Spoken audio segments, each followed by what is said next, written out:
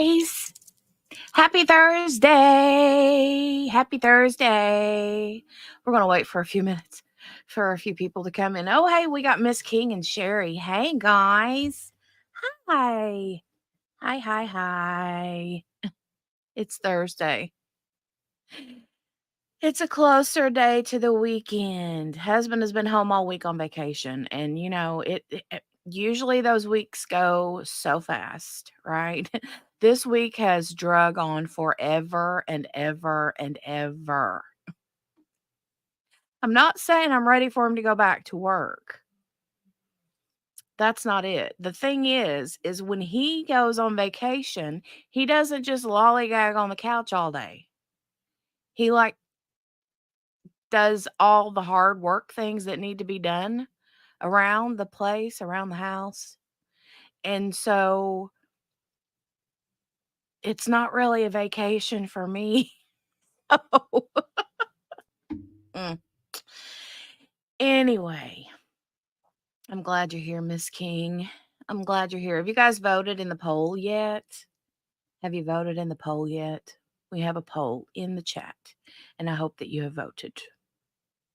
Let me look, because I had it pulled up. Where did it go? Where did it go? Where did it go? Here it is. Let me pull it up. All right. Takes a few minutes. Okay, yeah, I see you guys have voted.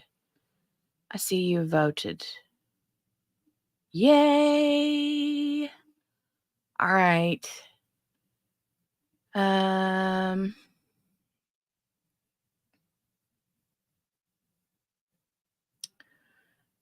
So far it's pretty split between I've kept up with every update and I've heard a few details. So, hey, Kel. Hi, doll. Hi. That's how your husband is, Sherry?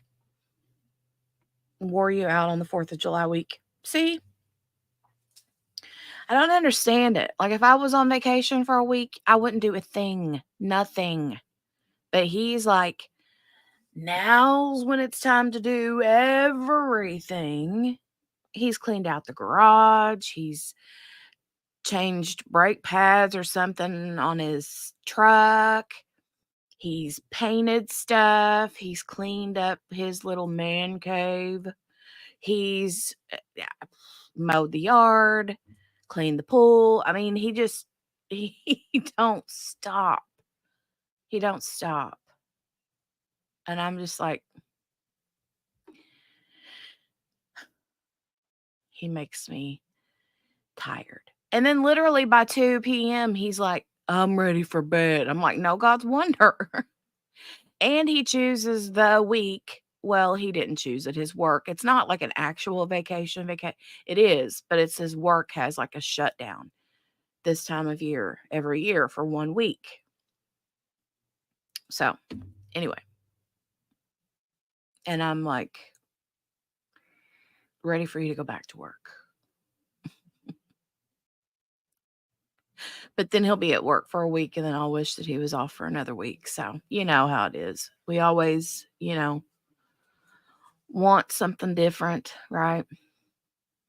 But how are you guys? We're going to get into Stephan Sterns. Apparently you guys know some or all of this story. So there have been some emails that popped out lately between him and his parents in the last few days. I don't remember when. It's been a few days. They've been out for a while. But now they're talking about there is evidence of a second car that went to the property where Maddie was found. So the question is, who was driving it and what did they do? So some people are saying that they think that he drove back out there. They always say that the killer goes back to the scene or the whatever. And did he do that because he had a flat tire? Or did she go back out? Did she go out there, or did she go out there with him? I don't know. I don't know what. And hopefully we get more information soon. Oh, hey, Chaloon. Thank you. I put makeup on.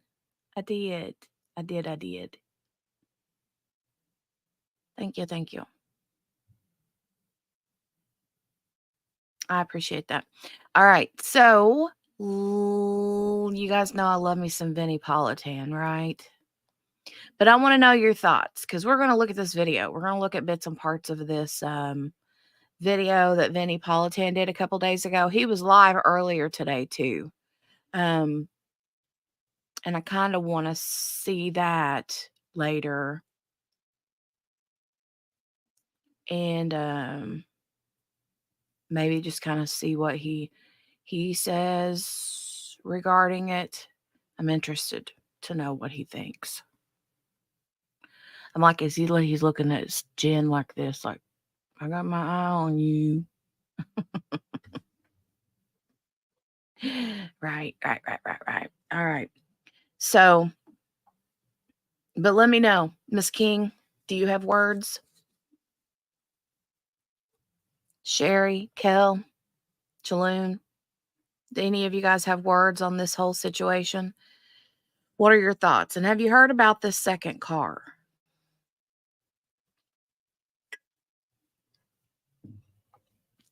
I have iced coffee right now. I'm on coffee central today in the cafe. I had 2 hot cups of coffee, and this is my 3rd cup of coffee, but it's iced.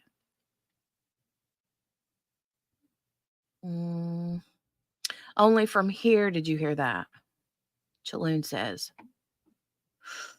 Okay. Well, it's true about the second car. Apparently, he went there with his what is his car? His car was a Lincoln, I think. And then they have surveillance or some sort of evidence that the second car was don't quote me on this, but I think they said it was a white Nissan, which matches Jenn Soto's car. But how many of you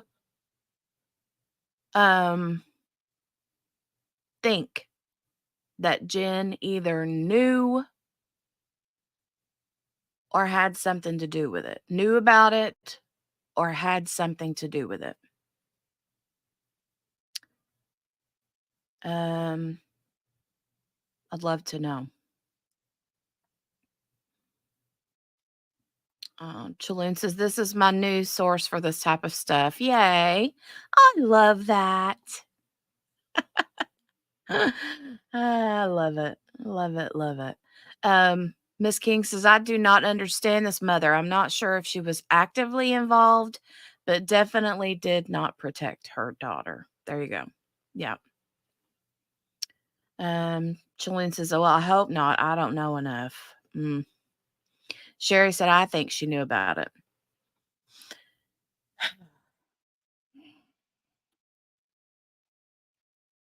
I really feel like she hasn't been arrested for it. I feel like they haven't made any arrests of her. And I don't know if they're coming, if the arrests are for her are coming or not, because I'm kind of wondering if she didn't make a deal to testify against him. That's my fear. And I keep saying that if that's the case, it's sort of like what Kayla Montgomery did in the Harmony Montgomery case against Adam. Like, they let her go for her testimony against Adam.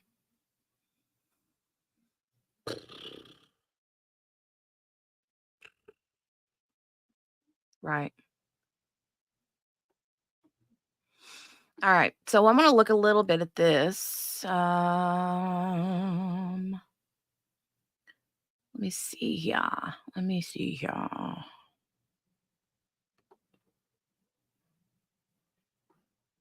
First, let me share this article real quick. This is one of the articles that I found online.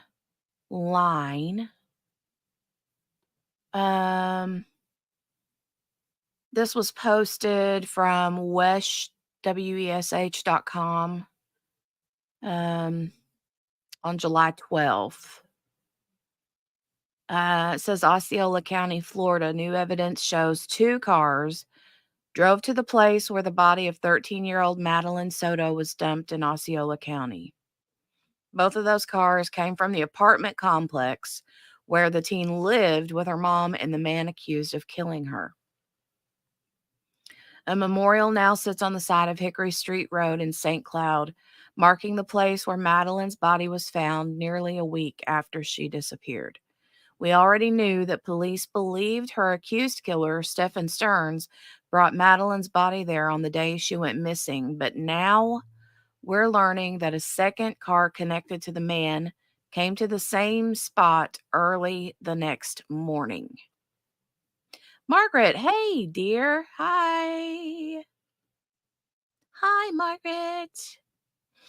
So, oof, oof.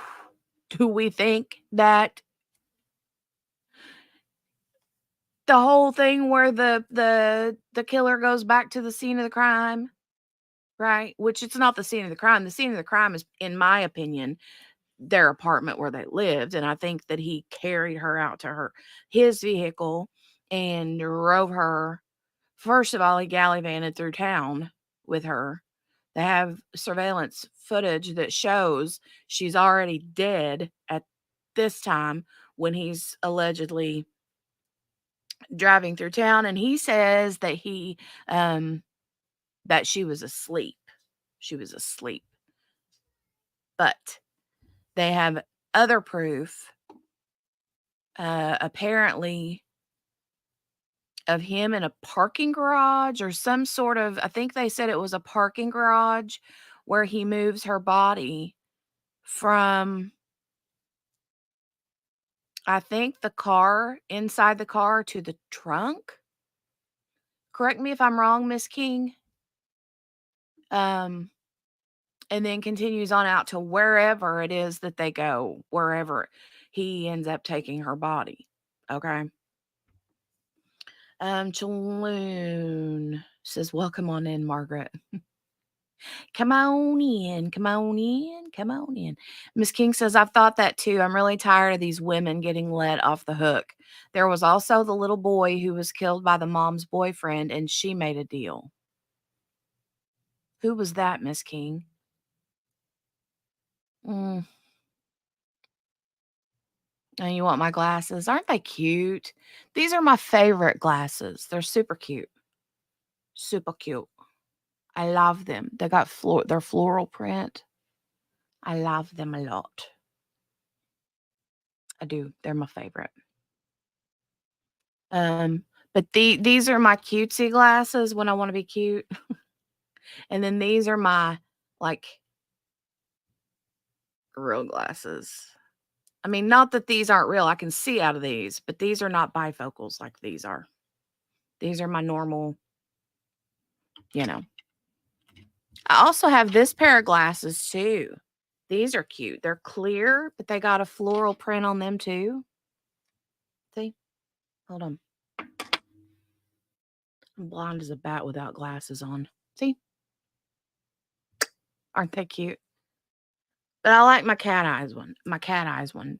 My cat's eye. However you say it. I like those. Thank you. Thank you, Chaloon. Thank you. I appreciate that. Miss King says, but then I think they say they thought, but then I think they say they thought he moved her to the mom's trunk. Okay.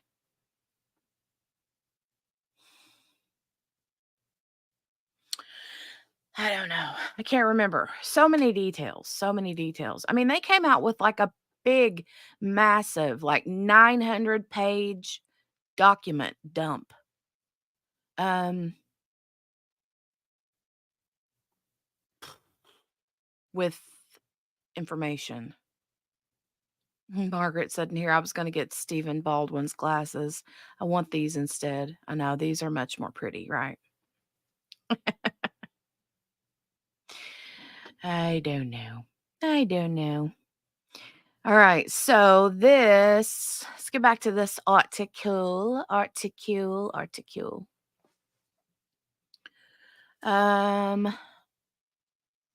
Medical examiner's office say they cannot release 13-year-old Madeline Soto's cause of death. I'm going to open that up and see that real quick.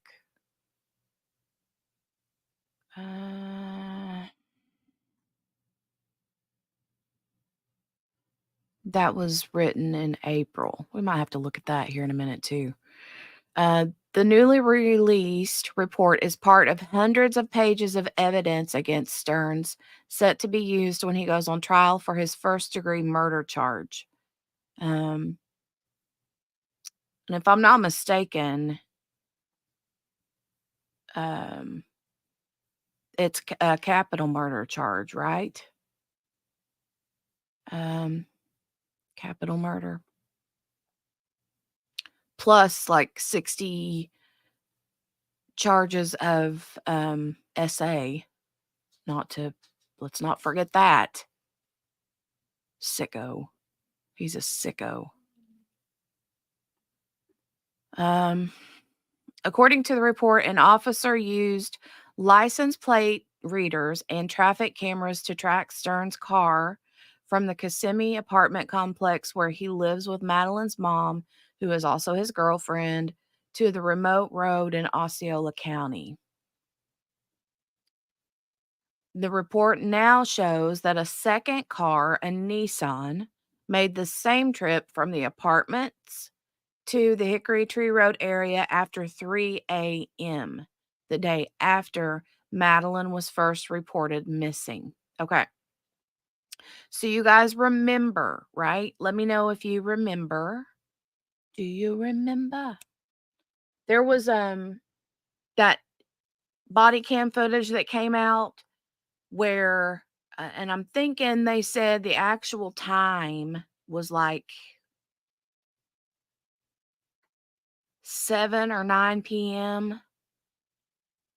The body cam like stamp on it said something else like 11, 12 o'clock, like it was later, but it really wasn't.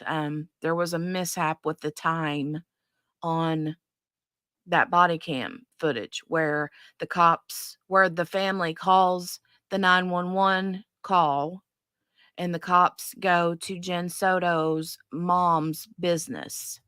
And that's where they meet the family plus Stephan Sterns and, report her missing. And they show up there, get all the information. And so after they get all that information, that's when later that night, after that body cam footage that we watched of them getting, identifying information, photos from mom of what Maddie looks like. They take the dogs out. They start searching at the place allegedly where he last dropped her off by the school or something at a church. All that stuff, right? But then let's say that was 9, 10 o'clock at night, okay? 4 or 5 hours later, one or both, well, let's say one or the other, either Stephan or Jenn or both of them hopped in her little white Nissan car and drove back to that spot. Why? Why did they do that?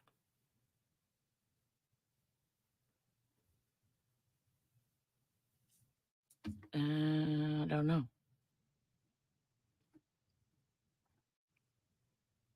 did they do that? And I want to know who it was, right? Do you guys want to know who it was?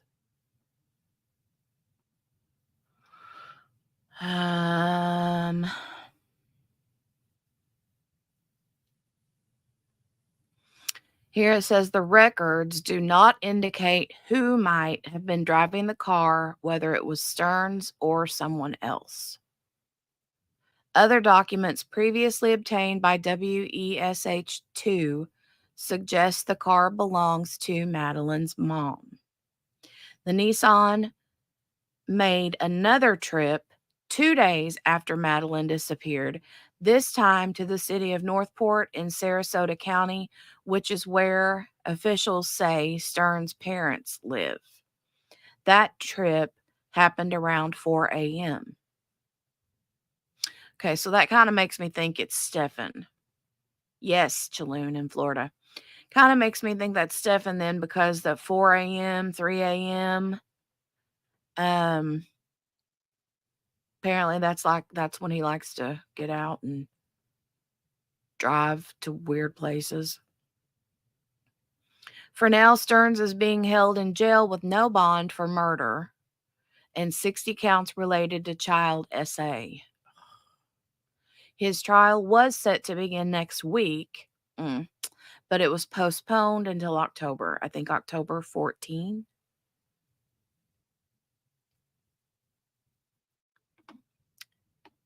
Let me see this.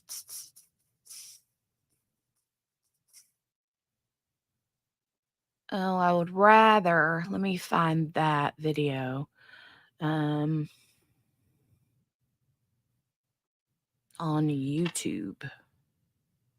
Hold on a second, folks. There was a video, but I would rather watch it on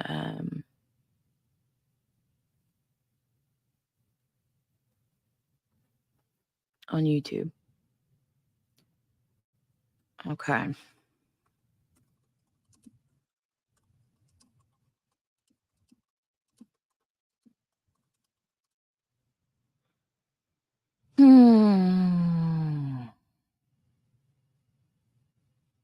Bum bum bum ba-dum. Bum bum ba-dum ba-dum bum bum bum ba-dum. Ba-dum ba-dum ba-dum bum. Ba-dum ba-dum bum bum bum.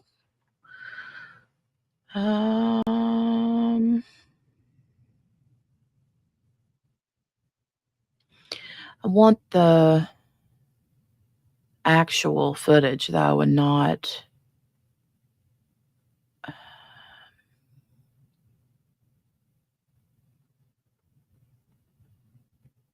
oh my Lord.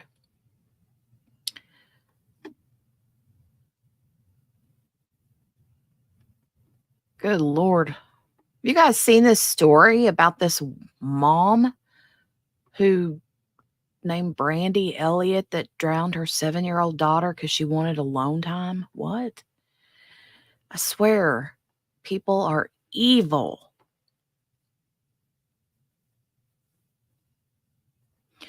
Jaloon, Florida, right? I know.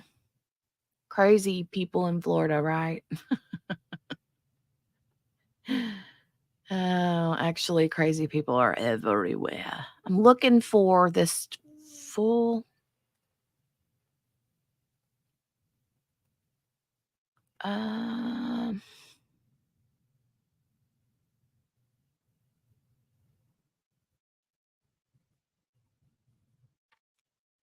hmm.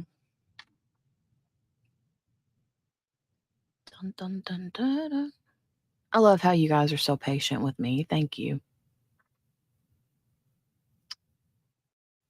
Thank you.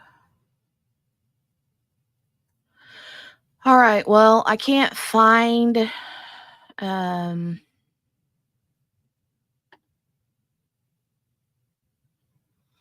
here's some, but where's the full? Let me see if it's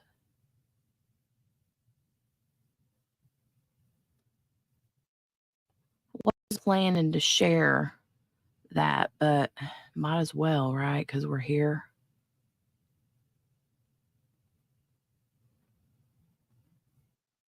That's not it either. Dang it.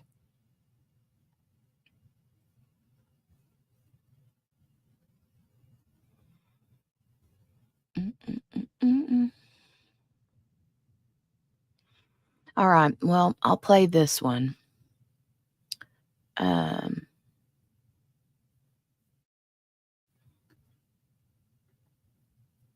Let me share this tab here. Make it big. Look at that crazy face of hers. She's got, oh, you guys can't even see it. Hold on. Hold, please. There we go. There we go. There we go. There we go. So, but look at her crazy face. She's got this look like, I mean, she's a little crazy pants. She's a little crazy pants. A little crazy pants. I have this up. It is from Court TV. It is body cam footage, which is like public content and public can be used, but the commentary in between from people here on Court TV. I'm using the fair use disclaimer here. Okay. Under the Copyright Act. See, I've got the little disclaimer up here in the top right corner of the screen. Yes. All right. Now, let's watch their reaction. We have mom here. The cop comes in. He's wearing body worn camera. And we have Stephan Sterns here in the blue shirt with the black hat on backwards. And then everybody else that is in that room with them are family members / friends of Jenn Soto. And they're at the office that they're at is owned by Jenn Soto's mom. And I think it's like a tax / like insurance agency or something. But anyway, we'll watch this real quick. Hey there. Hey there. What's going on? So my daughter was dropped off close to school this morning, but never made it. Jenn Soto, the mother of Maddie Soto, is talking to deputies the night that Maddie was reported missing. Body camera footage just released is giving us a look at the earliest stages of the missing persons case that sadly turned into a homicide investigation. Thanks for joining me for Crime Fix. Love you, Anjanette. Love that picture of Maddie. So that was on her birthday. Her birthday was literally like the day or so before she was killed, sadly. Live.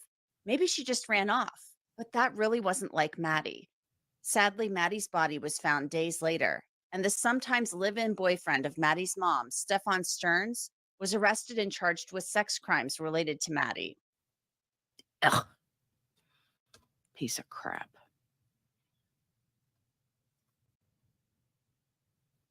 This was The evidence shows an individual that was entrusted to keep Madeline safe made calculated moves to dispose Madeline's belongings and place her body in a wooded area before she was ever reported missing. For the 4 days following her disappearance, the entire community was actively looking to find Madeline safe and alive. Tragically, on March 1st, Madeline's remains were found. Now we're getting a firsthand look at what happened the night that Maddie was reported missing. Deputies in Orange County, Florida. I want to get to this body cam footage. Soto and Stephan Sterns. At this point, this was a missing persons investigation. Here's a look at a deputy talking with Maddie's mom in the early moments of the investigation. Hey there. Hey there. What's going on? So my daughter was dropped off close to school this morning, but never made it. I went to pick her up from school. I'm sorry, 1 second. Yeah. Go ahead, sir. Are we looking for another kid or we have a kid? Looking for another one.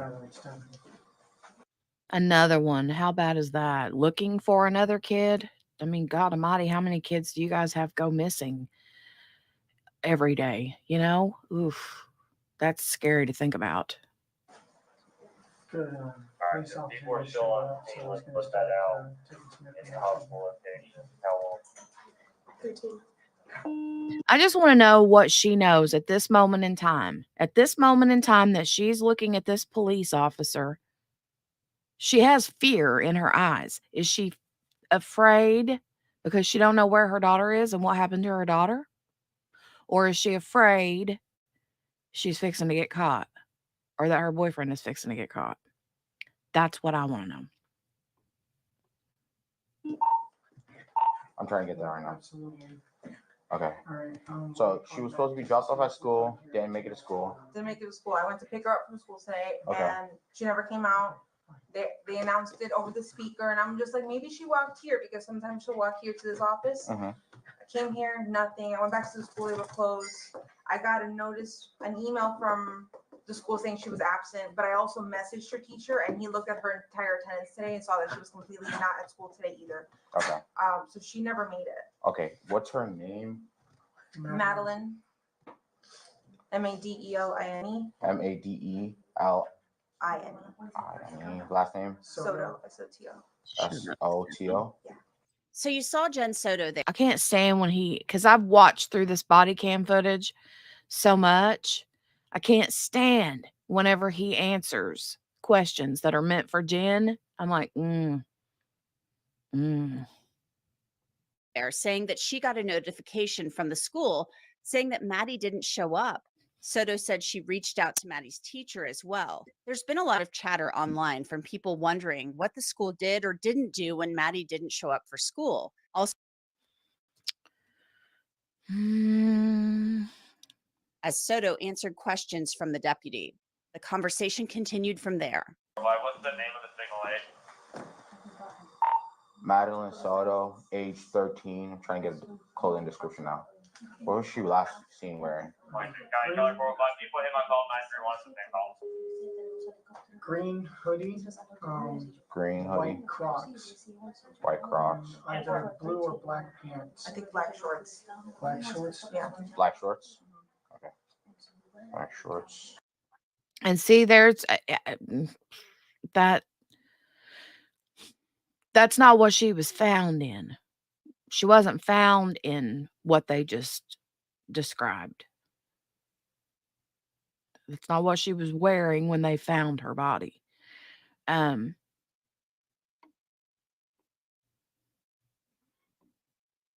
Yeah.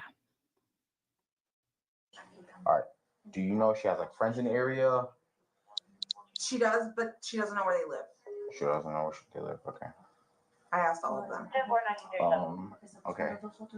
Now, what I find interesting about this whole exchange was that Sterns knew what Maddie was last seen wearing, which isn't surprising.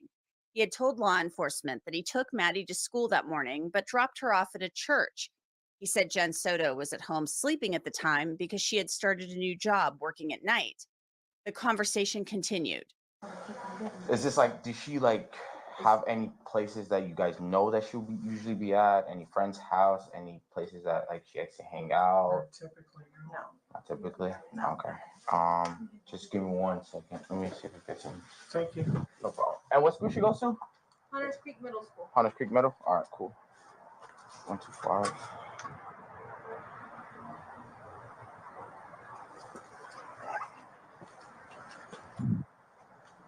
Do you have a picture of her? Can you airdrop it to me? Yeah. Stephan says something here about what about the one from her birthday? We just took those pictures from her birthday. What about her birthday pictures? Because she had the birthday party the day or two before. I think it was the night before. And Jen's like, I don't have any because I wasn't there. Because she apparently couldn't go to her daughter's birthday party because she had to work. Weird. I know. Let me see which picture. I don't know which picture. You came recently, probably from the birthday party, right? Yeah, but I wasn't there, so I had to look at. I'm like, yeah, but I wasn't there, so I gotta look it up. What's up?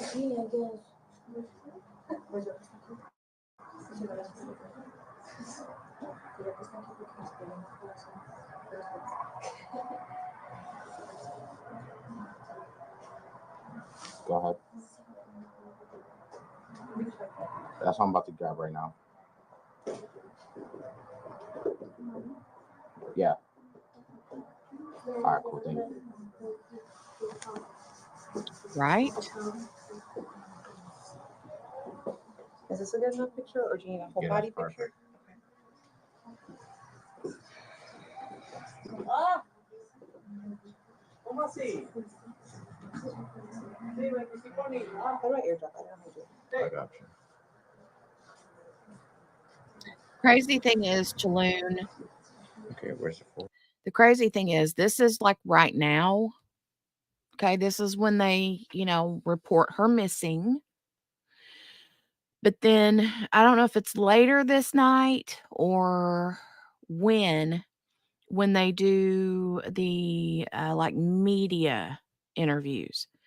When they do the media interviews where they go to her house and like the media are talking to her and asking questions, and it's like on camera, she's bouncing and shaking, and then they interview him and he's crying like a little baby, all the while knowing what he did to her and where she was at. It was disgusting.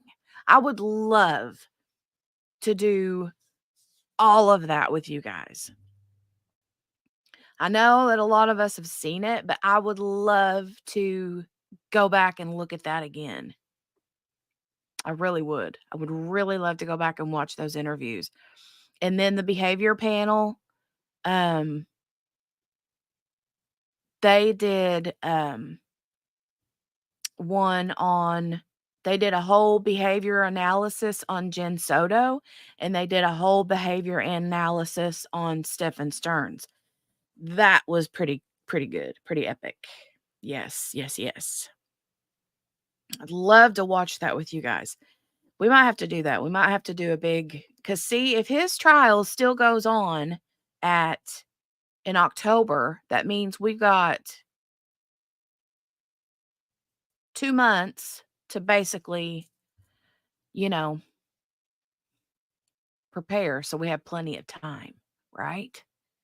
We have plenty of time for that. Right there. It's on WhatsApp. That's fine. Yeah, crossing his arms, right?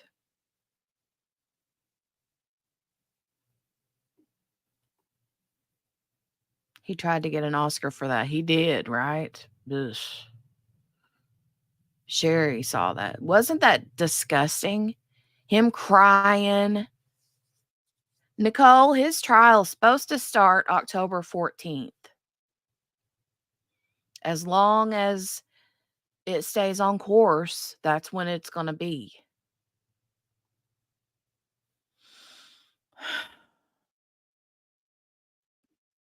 We got to get to the emails though, you guys. They're the jail emails between him and his parents. Stopping in on your break. Well, it's good to have you here. Good to have you here. Good to have you here. Okay.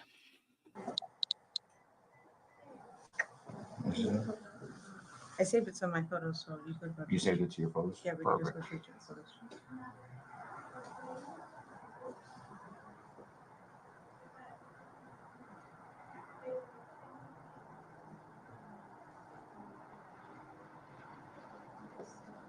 Okay, perfect. Give me a second. Okay. I'm going to send it out right now to my other guys. Thank you very much.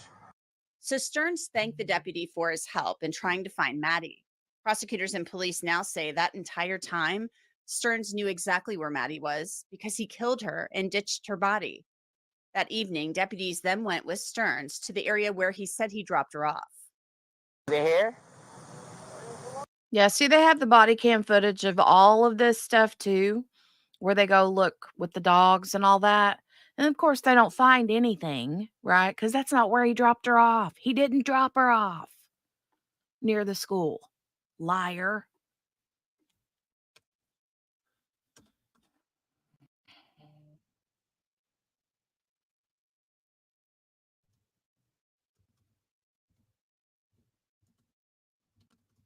I really do want to do the. What was that? I because don't know she what was that kind is. of embarrassed by his car. It was an older one. Deputies Yeah. looked at surveillance video from that morning. Aventura, what's the other? What they were saying, right? She had her phone on to me. It's like, that feels intentional. You know, like, I don't want to be tracked. I don't know why they have. They're probably covering, stuff up. I think that they did say that there was surveillance video of a child or a kid in that parking lot where he says he dropped her off, but it wasn't Maddie. And maybe that's why they're covering it in case it's another minor child.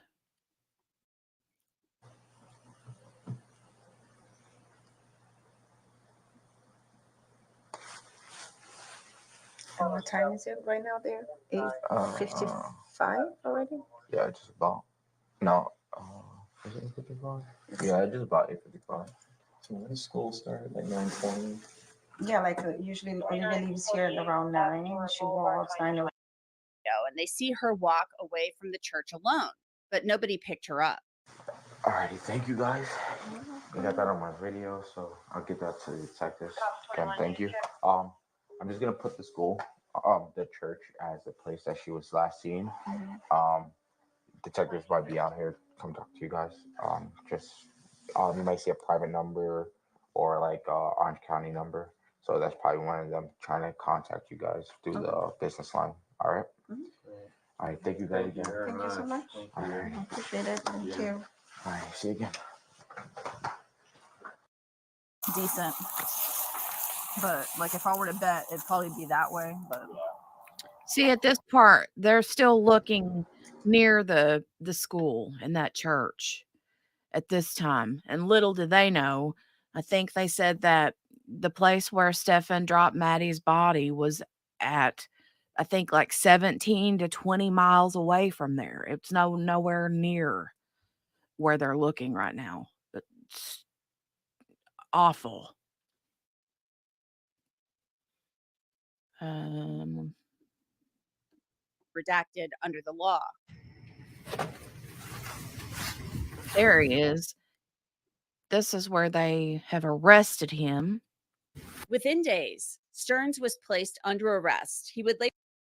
He's in that white outfit because they wanted to protect whatever clothing he had underneath that white whatever for DNA evidence. They wanted to, protect his clothing. So I think they said that's why they put this, whatever this is, on him. Later be charged with more than 60 sex crimes related to Maddie. The sheriff of Orange County said then that Stearns was the prime suspect in Maddie's death and disappearance. It's our belief that she was killed in Kissimmee and that he moved her body. The day after those body camera videos, Stearns spoke with detectives at length. They locked him in. They're saying that's a picture of him walking with Maddie in his glasses, like the reflection. Miss King says, I've not seen the behavior panel on him. That would be interesting. It was pretty cool. I watched, trying to think. I think I watched all of the behavior panel with Jenn when they did the analysis of Jenn, but I don't know that I watched all of it with Stephan because I got,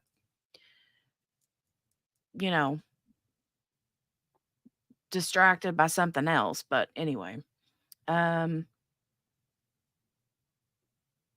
yeah. Right. Ugly sicko. Chaloon said, I just remembered something about this case. Inside and out, right, Margaret? 60, and you know there was more. Oh, yeah. Yeah. Yeah. Absolutely. Absolutely. Disgusting. Into a story about what happened that morning, what he did and why. Woke up around 7:15, somewhere around there, which is an early start for us, but we had talked about getting McDonald's breakfast beforehand, so. Yeah. This is his narrative that he got up early and that he had planned to take her to McDonald's for a special breakfast, like because it was her birthday. And then he says something like she changes her mind and decides she don't want to go to McDonald's or something. I don't know, but We want to make good time. We did make good time. We got out the door maybe 7:30ish, 7:45ish, maybe. Got over to that area. She was asleep in the car most of the time, just she was snoozing until we dead. got there. We got to McDonald's. We're close to McDonald's. I said, "You still want it?" She wasn't interested in the McDonald's anymore, so we continued. She was not asleep in the car. She was dead. On. Sterns then told detectives about dropping off Maddie and why he didn't take her directly to the school. She's got this phase that she's been into lately where she's very particular about what car she's seen getting out of in front of the school. She prefers her mom's car, but my cars are, I guess, kind of hoopties. I get it. It's an image thing. But that was sometime probably between 8:20 and 8:40ish. Somewhere in there. It was along the stretch of the road that on the right side that has all the communities on it. Before you get to the overpass. You could see the overpass from where it was. So it was on that side, on that stretch of road, and that's where I dropped her off. She said she was going to go wait for her friends. She was going to go find them and hang out and wait for her friends. And I asked if that was going to be okay. She said, yeah, it's fine. Kids get dropped off early enough as it is. It's not totally unusual for that to happen. It's just not usually that early that I drop her off. I do school runs every once in a while for her. I said, okay. Let her out. Have a good day. Love you.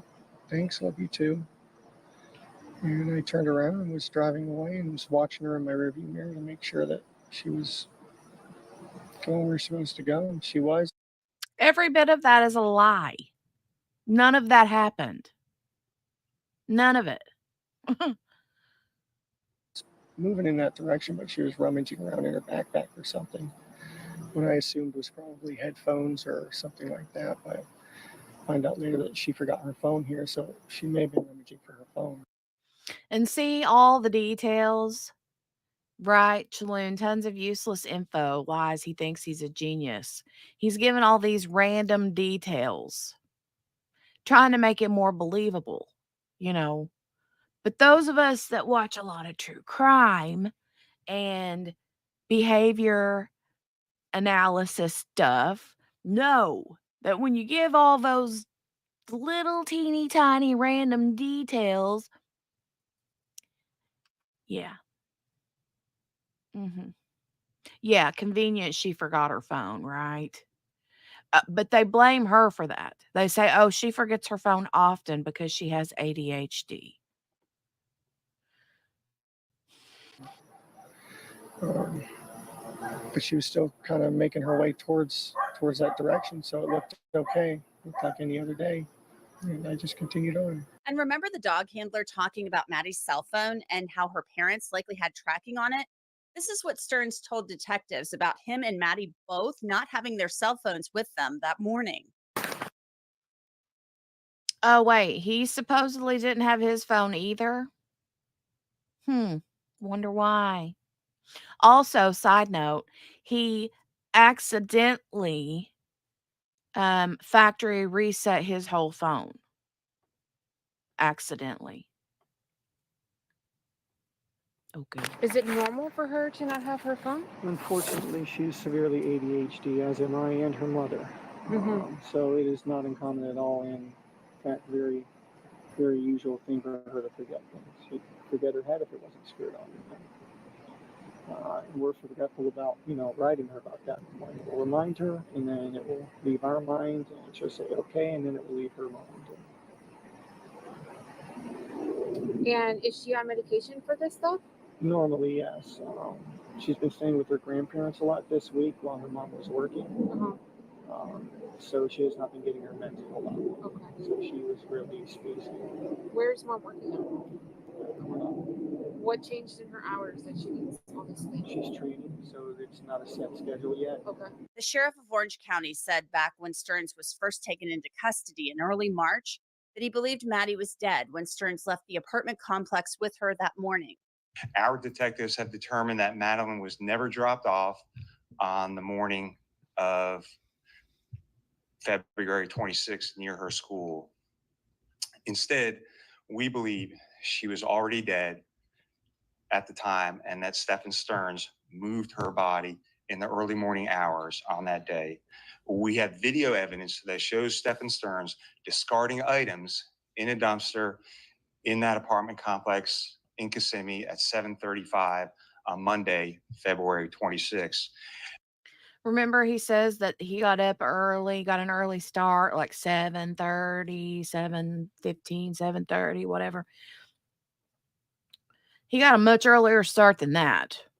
I mean, he was already done with whatever he did to Maddie by that point, allegedly, and in my opinion. But he dumped her, some of her belongings in the apartment dumpster, like a school laptop in the dumpster.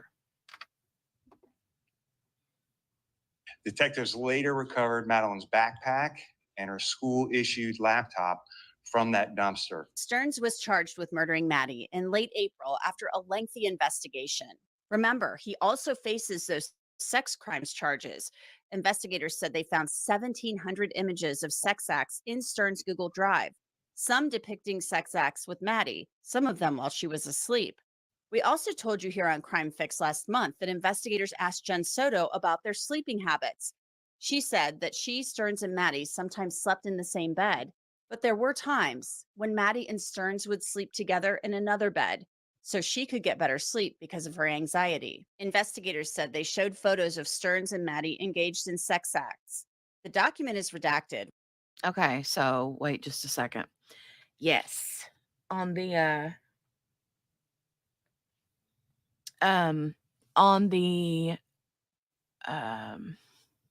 hold on, my phone is like going off over here. Getting like tweets galore all of a sudden. But it's over 1,700 photos. And I'm not gonna again say what she just said, but yeah. And I want to get this off the screen. I'm sorry. I didn't realize that that was highlighted. But the part about the bed, them sleeping in the bed together, like all three of them, that's not weird at all.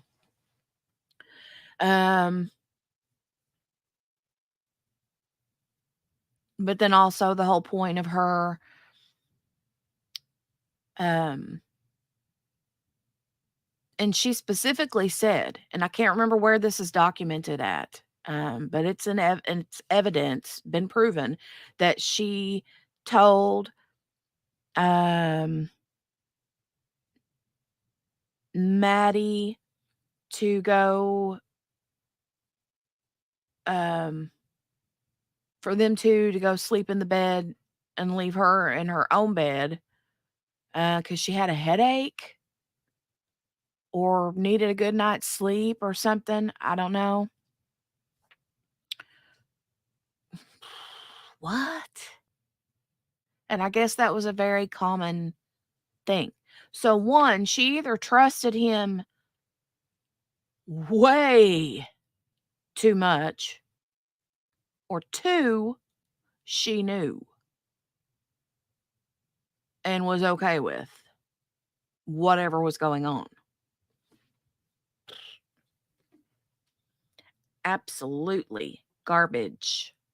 Yes. Yes, he is. He's a POS. Absolutely, he is. He's disgusting.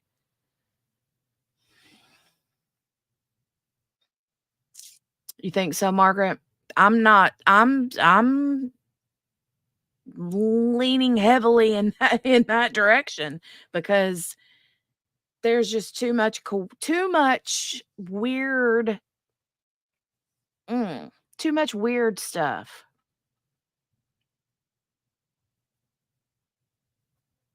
Oh, absolutely, Margaret. Absolutely. That's why it makes me sick to even think that she's and I don't know if that's what's happening. I'm wondering and I'm afraid that she is going to testify against him in exchange for a plea deal.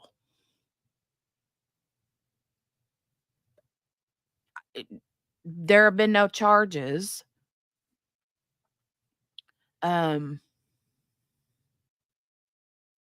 So not of her anyway.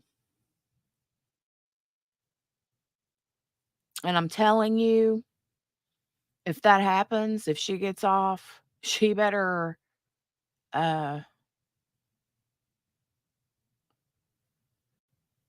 don't even know.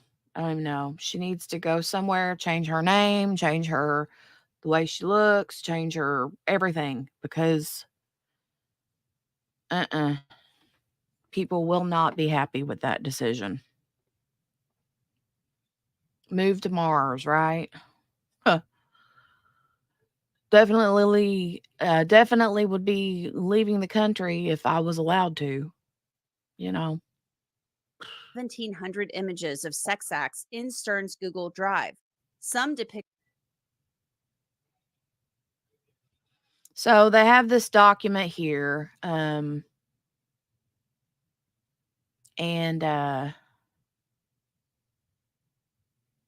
it's pretty. She will face charges. The police chief said earlier in this What'd case. she just say? Upset. I don't know if to be clear here, Jenn Soto is not facing any charges in this case. Okay.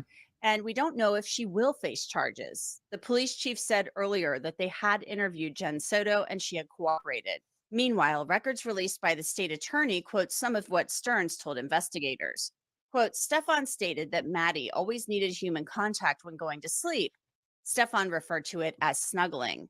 As the interview went on, I asked Stephan if Maddie has ever been sexually active with anyone in the past. Stephan stated there was an incident when she was much younger. Stephan said Maddie did something with a phone or camera, but she wasn't scolded for it. Stephan said she was very young when this happened. Sterns remains in the Osceola County Jail, being held on those murder charges and the sex crime charges. And that's it for this episode of Crime. What? Like, see, that document is massive, right? I'd love to get my hands on that document. I know that it's out there. I know that document is public. But that would be a really tough read.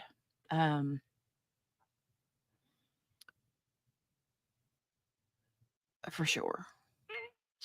That would be a really tough read. I want to get to these emails though.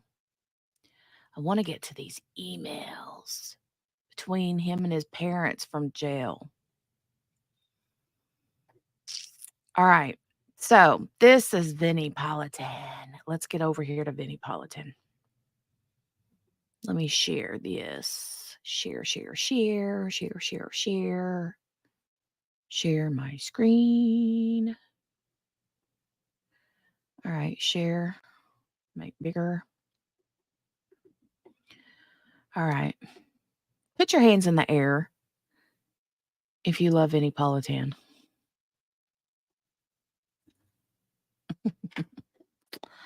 All right, let's watch this.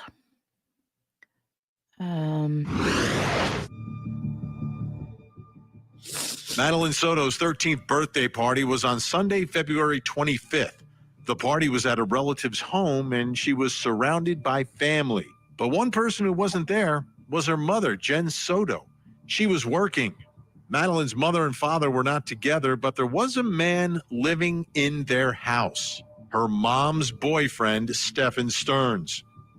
At some point, Chaloon, are you being serious? She said, sorry, who? Vinnie Politan. If you don't know who that is, he's this dude here on Court TV. He's the guy that's talking right now. I love Vinnie Politan. after her party and before she was supposed to be at school the next day, Madeline was murdered. Sterns was the last known person to be with her, and he is alleged to have hundreds of disturbing photos on his phone of Madeline being sexually abused. Sterns has been charged in 2 separate cases, the first for the sexual abuse of Madeline depicted on his phone, and the second for the murder of Madeline. Sterns is behind bars waiting for his trials, but now new information is being released regarding the timeline and emails between Sterns and his family. Are they pointing the finger at Madeline's mother, Jenn? We'll take a closer look as we investigate the tragic life and death of Madeline Soto. I'm Vinnie Politan. Thanks for being with us. Madeline Soto, a 13-year-old girl who lived an incredibly difficult, tragic life. And you shouldn't have to say that about someone who was 13 years old, but that's the truth.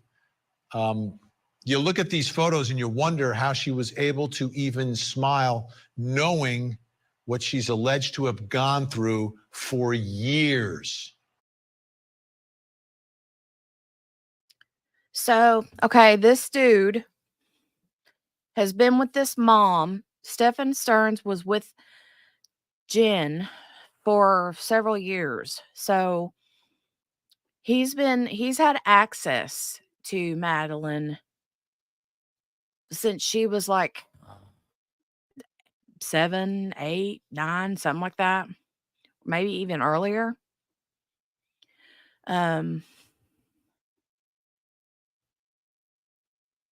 So you can best bet she has been suffering, like Vinny just said, for years and years. Madeline Soto, 13 years old, was celebrating her birthday. This is the photo from that birthday party. She's surrounded by family. You know, it's a big moment for a child. When you become a teenager, that's a big moment. You're not a kid anymore. Now you're a teenager. You get a little more to say in the world. You can speak up for yourself. You can stand up for yourself. There's a level of maturity, and I think a level within a child when they become a teenager, they know it's different. They know I'm not a kid anymore. I'm a teenager. That's another theory. A lot of people wonder if she didn't finally just say, I'm done, enough is enough. And he didn't like that and did what he did. I mean, I don't know if that's true or not, but that a lot of people wonder that or think that. Now, for her dad and her mom were never really together. Her dad's with someone else out of state. They keep in contact and all, but these are really the people that are around her in her life. You're talking about her mom, Jenn, and the man on the right, Stephan Sterns. This is a man who didn't marry Madeline's mom, Jenn, but they had some sort of an off-again, on-again relationship that's a little vaguely defined. The more we learn, the more vague the nature of that relationship is. But it seemed that for Madeline, he referred to himself, as did Jenn, referred to him as the stepdad, even though there was no formal commitment.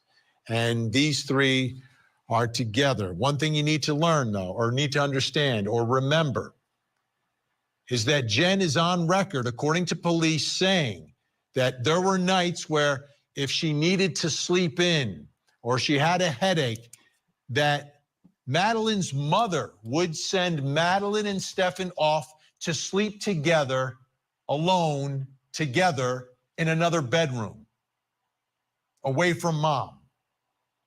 She's on record saying that. Now, how abnormal is that? How abnormal is that? It's crazy.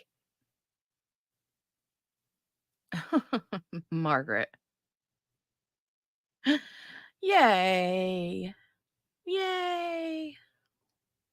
That's a big part of the backdrop of everything here, because when Madeline disappeared, the first charges in this case were not for her murder or her disappearance, but were for the alleged sex abuse that was apparently digitally memorialized on Stephan Sterns' phone. Child under 12, going back years.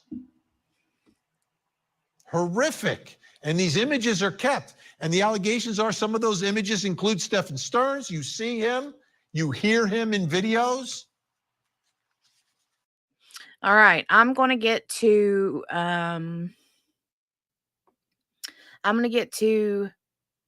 the next little part here and get through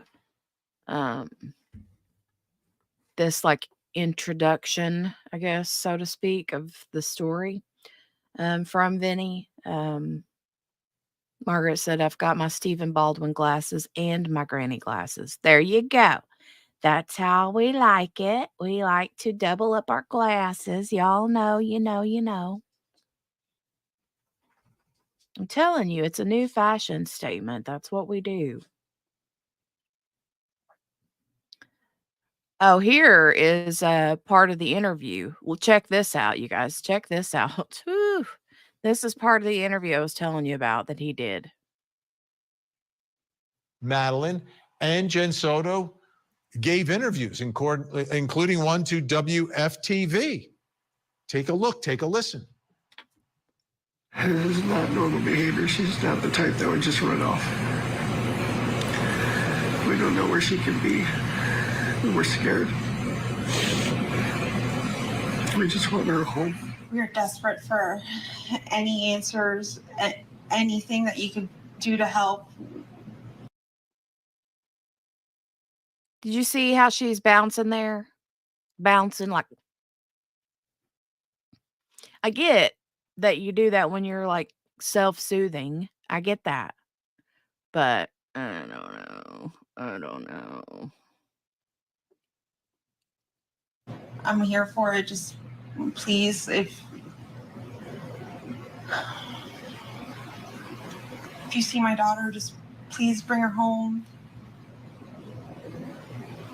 I just hope you're okay, Maddie. I hope you're safe. I hope you're not hurt. I just hope she's okay.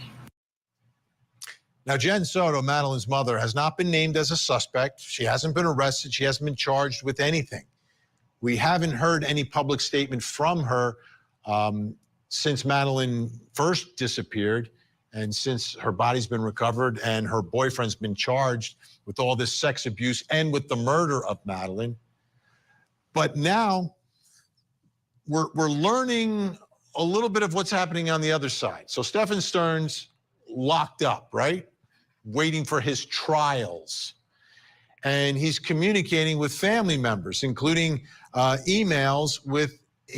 You shouldn't. Right, Shalhoub? Zero trust in the mom. Zero. His mom. And some of those emails have now been made public. And right now, I want you to take a listen to one of them as read by one of our producers. Okay, so these emails, hold on just a second, you guys. Hold on just a second. Let me check on the children really quick. I think Jolie needs something. And of course, husband is outside doing something in the garage, I think. Let me put a little bit of music on for you for just a quick second. Hold on. We're going to have a little brief intermission. If you need to stand up and go, get a snack, a cup of coffee, whatever, I'll be back in just a minute.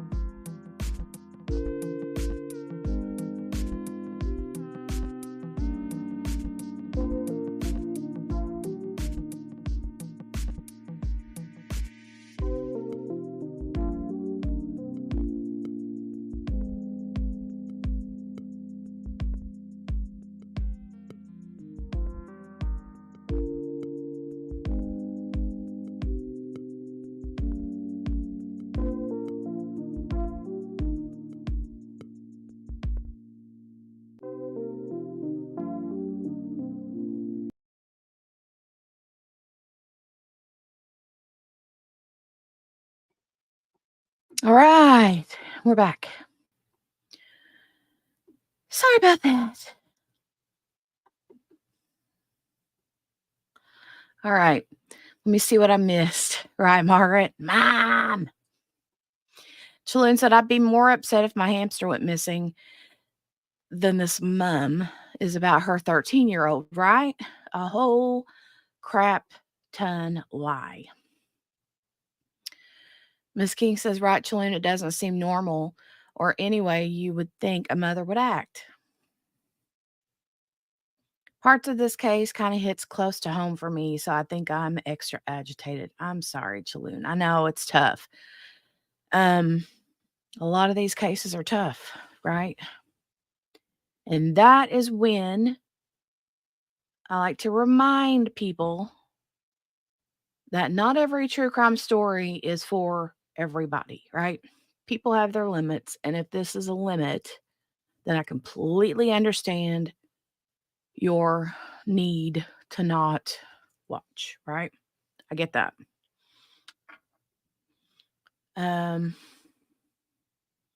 Getting crochet out to settle down. Well, just keep your mental health in the forefront, right? Don't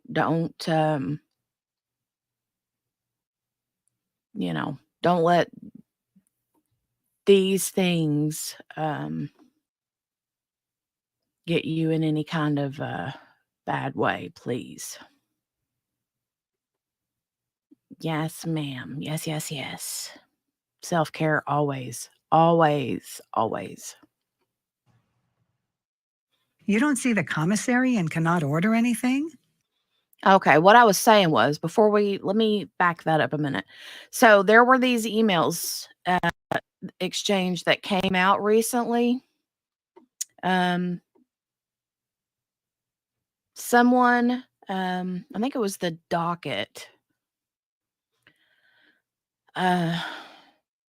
on Twitter and here on YouTube, the docket.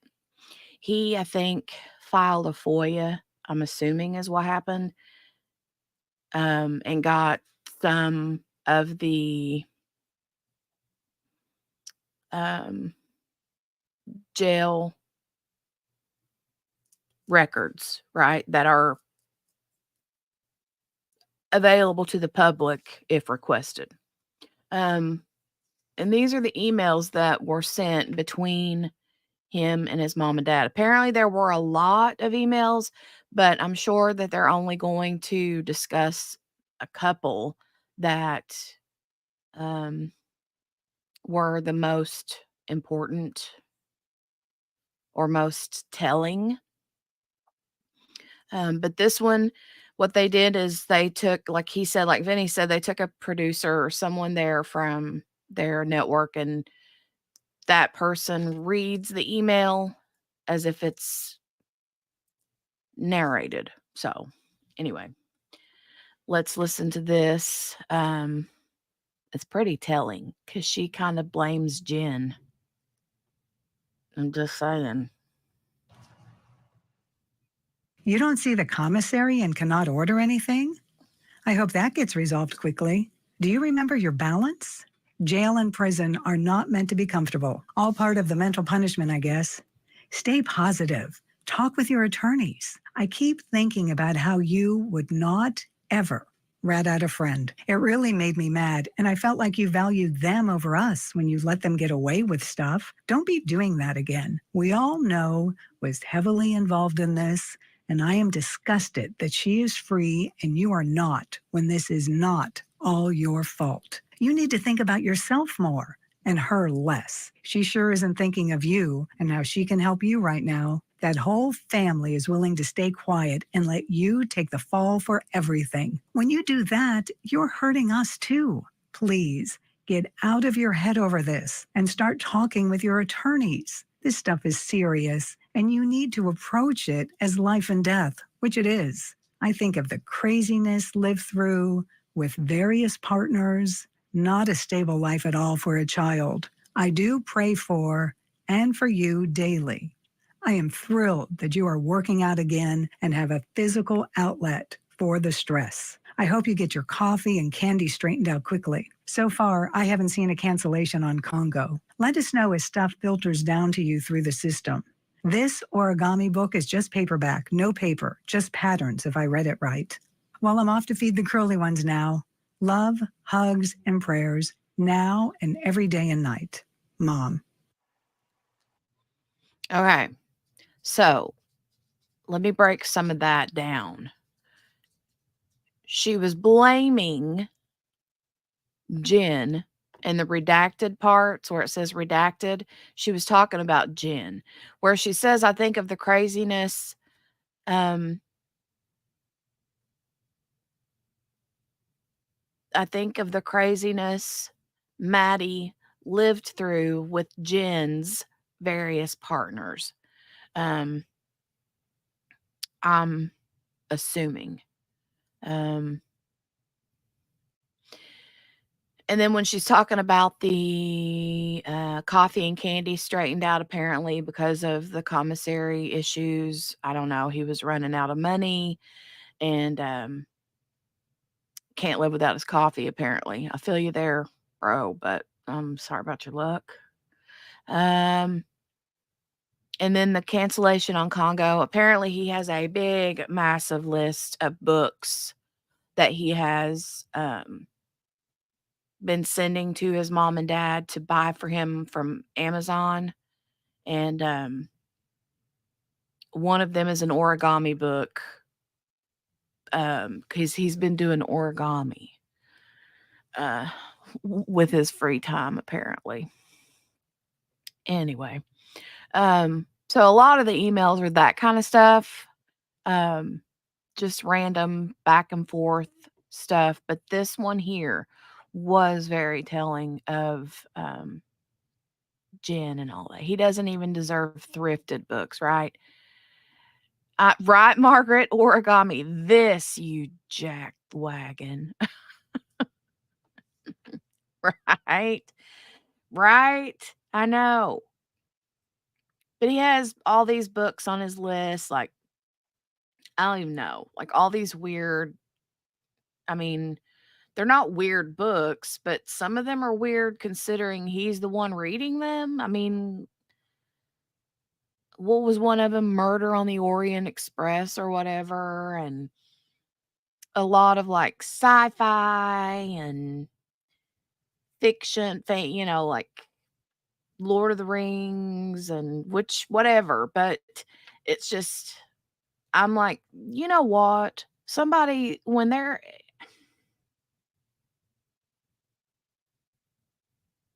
I don't like the whole thing with people being all having these fluffy extras when they're in jail. And I know that being in jail, right, Chaloon, that should be all that they have access to is the Bible. Right? Now, I do believe, I don't mind them having like a library and being able to like check out books, but they shouldn't be just any and every book that you want and can get your hands on.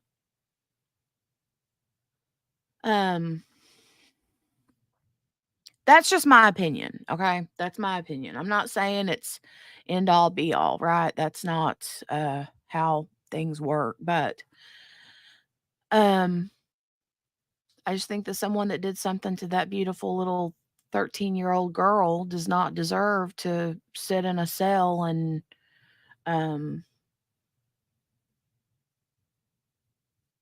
just read any book you want and craft origami. What? Wait till your free time when you can go and in the rec room or whatever they let you do for your little time every day and work on puzzles or do a crossword puzzle. That's how it should be. And now, like, they have, like, he talks in these emails too. This is one thing that really bothers me. He talks in these emails back and forth between him and his mom and dad.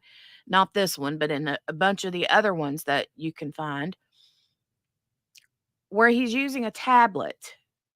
Oh, the tablet is about to die. I'm going to have to charge it and blah, blah, blah, blah, blah, blah, blah. And,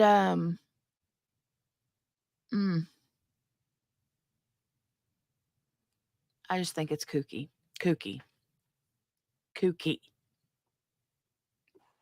So you listen to that and you read that, and it seems that Stephan Sterns' family is pointing the finger at Jenn Soto in this, that she had a role in all of this, that he's somehow covering or protecting her in all of this.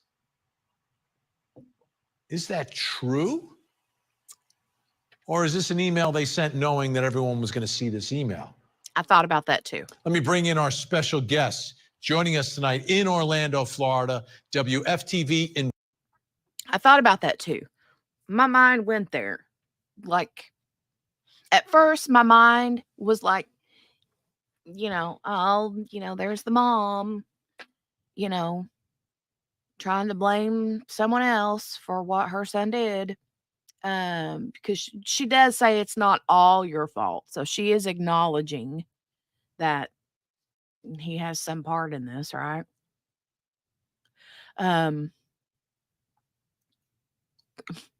Right, Margaret. She said, I meant to write wagon. No, you didn't. Instead of Jack ASS, right? But I'm not sure if the mom really believes what she wrote, that he is, trying to protect Jenn, or did she write that knowing that the public would see that,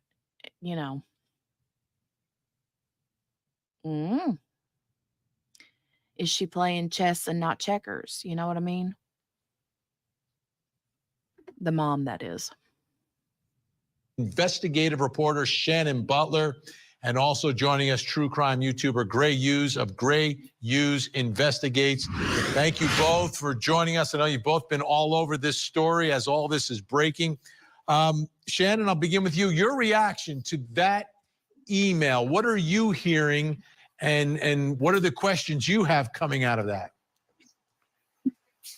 Well, we were actually surprised that we got these emails, because when we originally had made all the requests for anything that was coming out of Stephan Sterns from the jail here in Orlando, we were told there wasn't any visitors, there wasn't a lot of communication. And then just this last week, these emails get sent to us from the state attorney's office through discovery.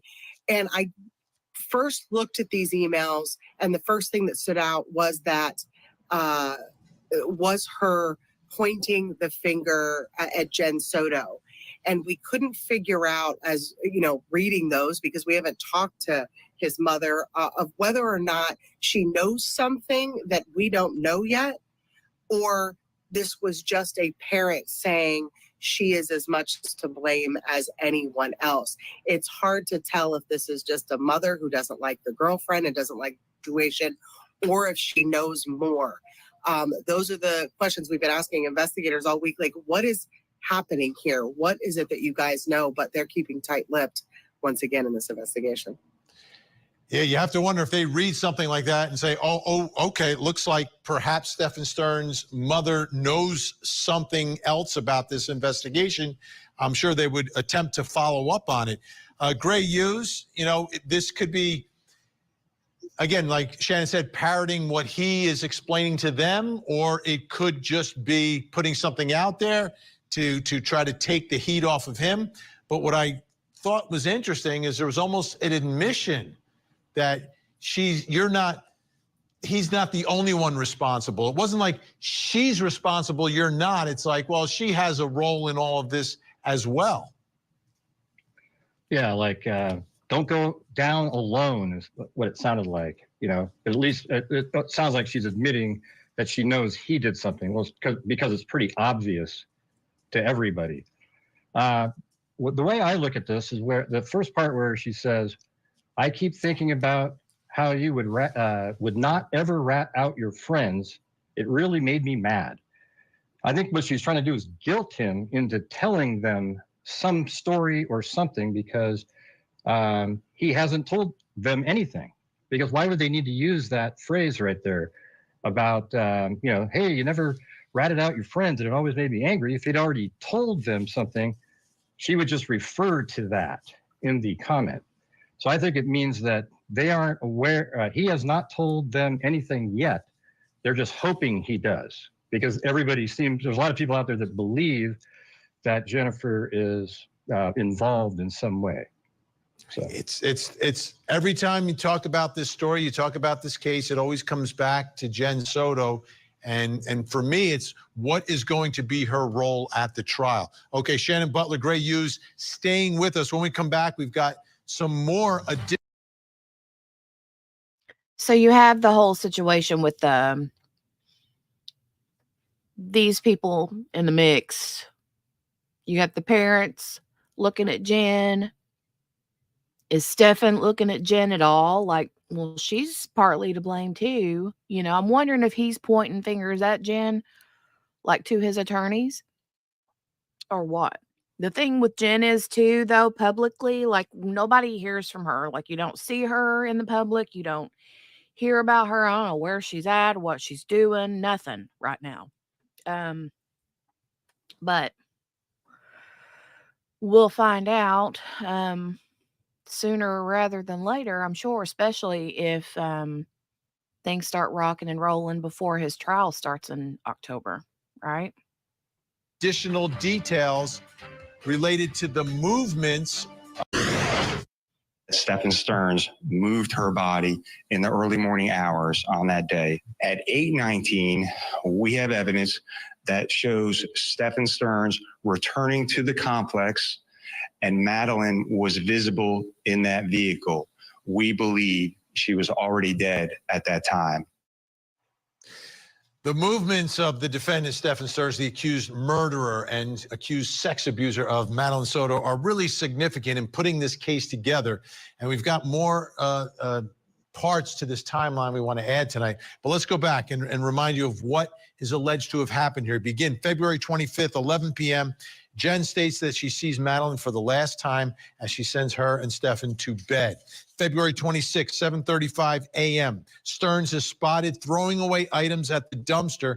Madeline is spotted in the car, slumped to the side with her mouth open. 7:50, Sterns is spotted leaving the complex. Madeline still slumped over in the back seat. 8:19, Sterns returns to the complex at the front gate. Madeline's still in the car. He interacts with a security guard there. So interacting with the, sorry guys, I'm eating dinner. I have a little bit of dinner here and I'm just eating dinner real quick. But Sterns returns to the complex and interacts with the security guard to get in. Now, how he interacts with the security guard, I don't know if it's like through intercom system or if he's like legit sees the security guard. Does the security guard not notice anything weird with Maddie? I do have questions about those kinds of things, right? I don't know. To get back in. But then once again leaves at 8:31, and Madeline is seen completely slumped over at this time. Then at 9:40, significant time, Sterns is spotted at the Holiday Inn Club Vacations parking garage, and he is seen carrying a limp body from the passenger seat to the trunk. 1:16 p.m., a plate reader picks up Sterns' Lincoln MKZ a few miles from where Madeline's body is ultimately found. At 1:20, about. Okay, let's go back a couple minutes because we have still 2 hours. Is that right? Yeah, it's like 2 hours later that he's seen at the Holiday Inn Club Vacations, seen transferring a limp body to the trunk at 9:40. When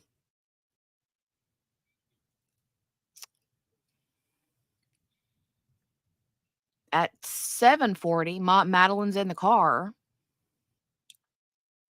That's 2 hours. He's literally just riding around with her dead in the car for 2 hours.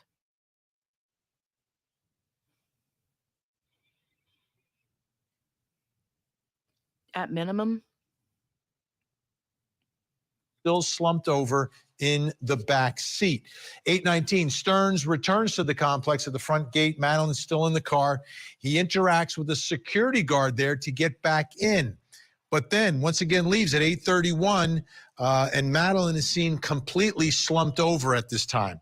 Then at 9:40, significant time, Sterns is spotted at the Holiday Inn Club Vacations parking garage, and he is seen carrying a limp body from the passenger seat to the trunk. 1:16 p.m., a plate reader picks up Sterns' Lincoln MKZ a few miles from where Madeline's body is ultimately found. At 1:20, about 1:20, a man believed to be Sterns is spotted by a witness on Hickory Tree Road with a tire iron in his hand. 2:11 p.m., according to investigators, Sterns begins his journey back home. 2:43, back at the complex, throwing away more items into the dumpster, including the tire. 4:30, Jenn goes to pick up Madeline from school. 8 o'clock, they finally report Madeline missing. 8:35, about Sterns and Madeline Soto speak with police who respond. That's on body cam video. Around 10:04 or so, Sterns is seen on body cam showing police where he says he dropped Madeline off. Now, some new details tonight via WFTV. February 27th. The next day, 3:16 a.m., Madeline Soto's white Nissan is pinged on a license plate reader. The report stated it took the same path as Sterns took the previous day in that. Okay, so the same path kind of tells me if it took the same path, the car, at 3:16 a.m. the next morning, this would have been just a few hours after they met with the police department at her mom's office. And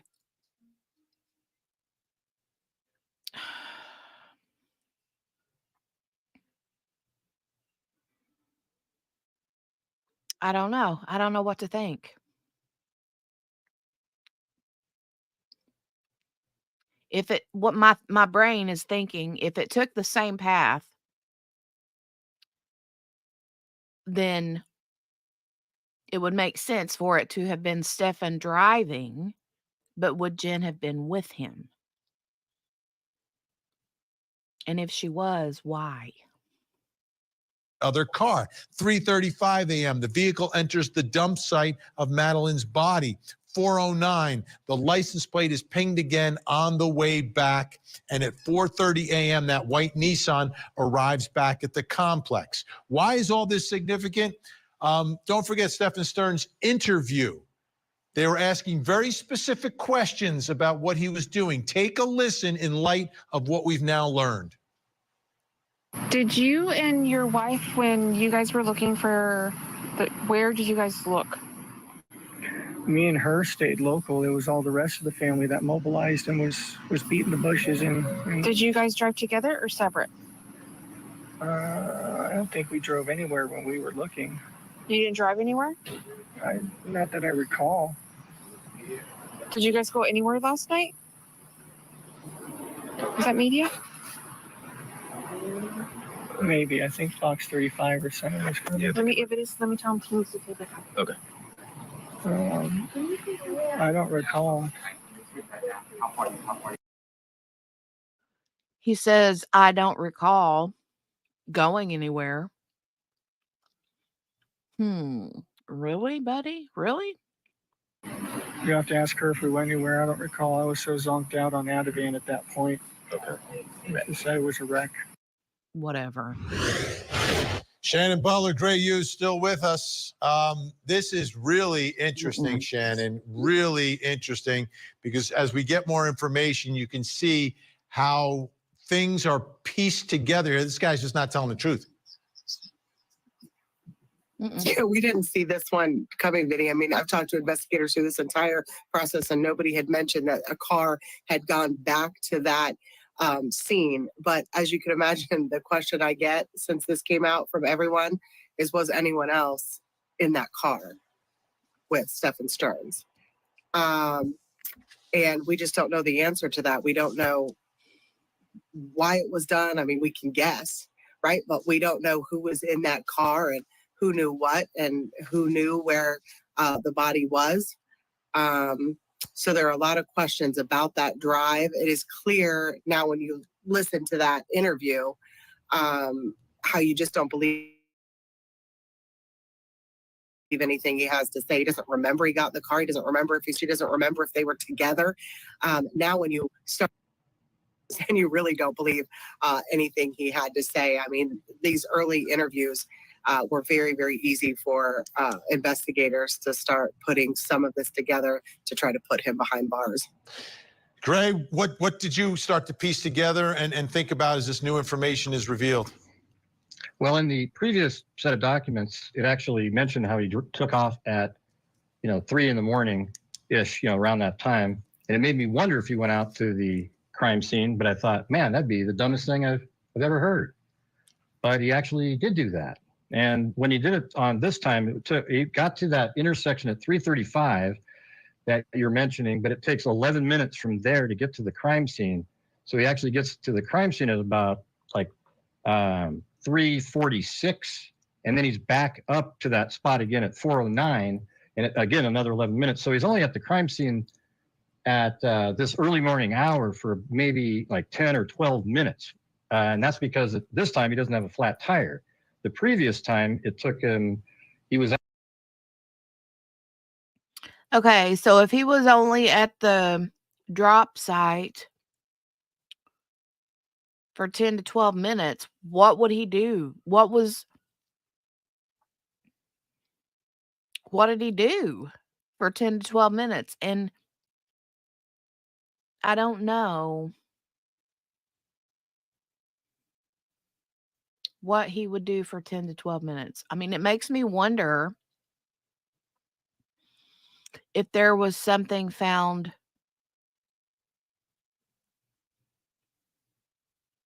on her body or near her,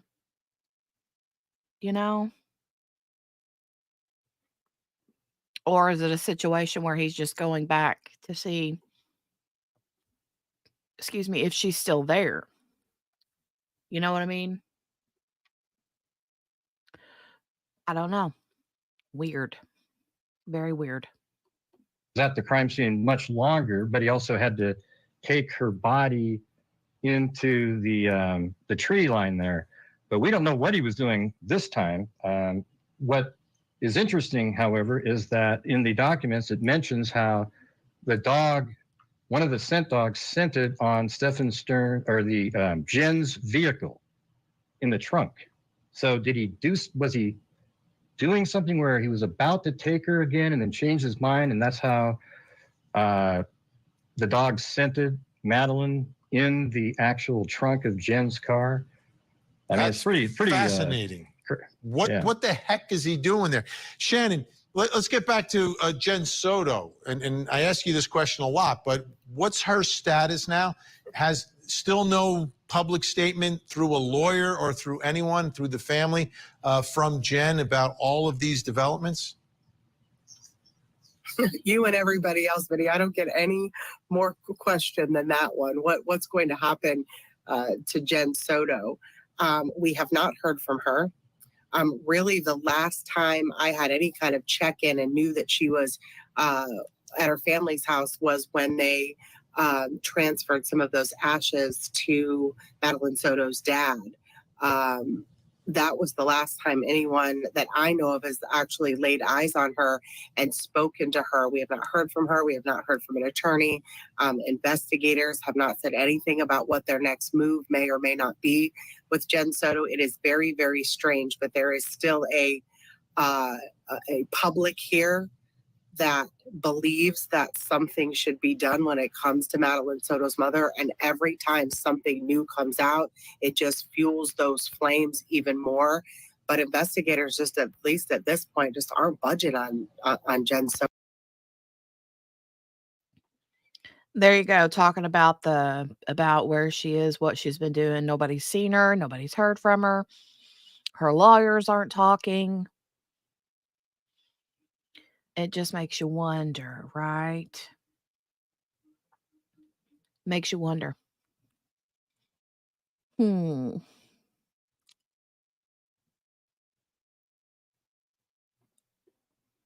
Soto, their sole focus right now seems to be on that investigation and Stephan Sterns. So we just sit and wait and wonder what will happen.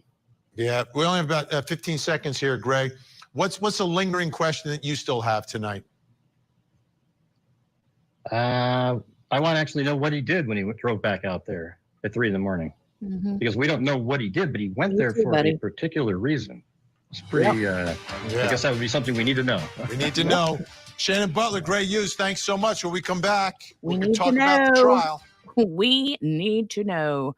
Look at those beady eyes back there in the back of that car. Meanwhile, he's telling this police officer who is transferring him that it's too cold in the jail cell where he was at. They kept it too cold. And his body core temperature was blah, blah, blah, whatever. I'm like, really?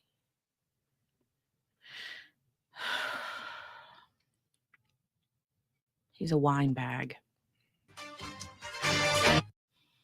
Dude, you see that look on his face just then? Watch, let's see that again. Watch this look on his face as the camera cuts off. Hold on, watch. Oh, Shannon Butler, great news. Thanks so much. When we come Look at his back, eyes. we're going to talk about the trial. Ugh. She brings a lot of joy. She's a very good girl. It definitely doesn't feel the same around here if she's not here.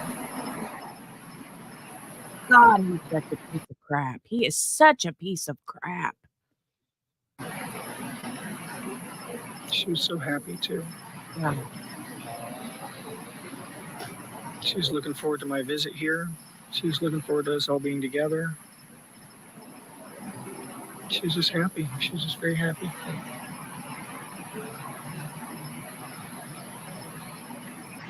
She made you happy, you sick pig.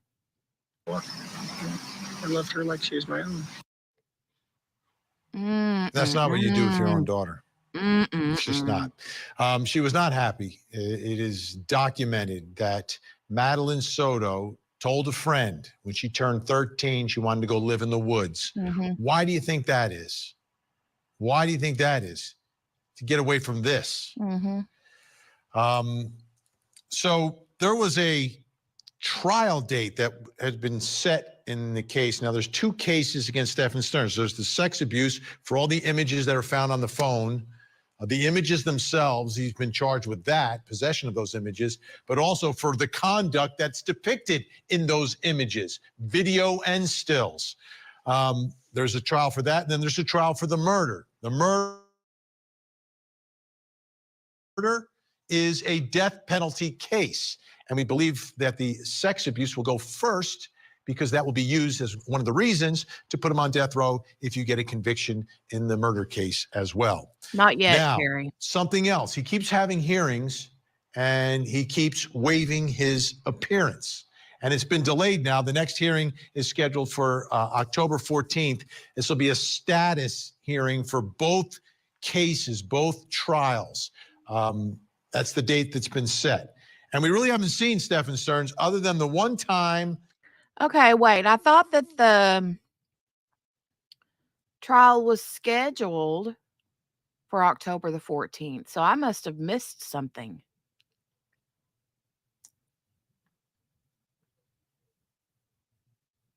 I must have missed. Or two times that he's walked out here and then when he's being transported. So we've seen him a couple of times, but he does not show his face in a courtroom. Just does not do it. He waives all of his appearances. So what does this mean? Let's bring in our special guest. Joining us in West Palm Beach, Florida, trial attorney, former police lieutenant Rick King.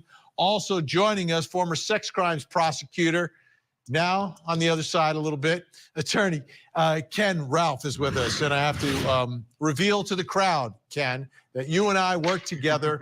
And my first day in the prosecutor's office, you took me under your wing and you taught me almost everything that you knew at that moment.